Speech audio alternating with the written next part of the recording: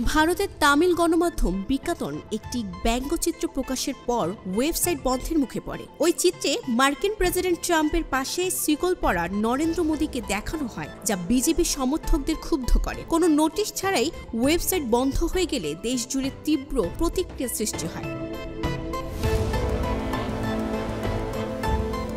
তামিলনাড়ুর মুখ্যমন্ত্রী একে গণতন্ত্র ও মতপ্রকাশের স্বাধীনতার আঘাত বলে আখ্যা দেন। তামিলনাড়ুর মুখ্যমন্ত্রী একে গণতন্ত্র ও মতপ্রকাশের স্বাধীনতায় আঘাত বলে নিন্দা জানান। প্রবীণ সাংবাদিক এন রাম একে অবৈধ ও উদ্বেগজনক হিসেবে আখ্যা দেন। বিজেপি নেতা কে আন্নামাল্লাই অভিযোগ করেন, ব্যঙ্গচিত্রটি কূটনৈতিক গুরুত্ব খাটো করার চেষ্টা করেছে। পরে সরকার জানায় বিষয়টি আইটি আইনের আওতায় খতিয়ে দেখতে কমিটি গঠন করা হয়েছে। এই ঘটনাকে অনেকেই গণমাধ্যমের ওপর নিয়ন্ত্রণের ইঙ্গিত এবং গণতান্ত্রিক মূল্যবোধের জন্য হুমকি হিসেবে দেখছেন।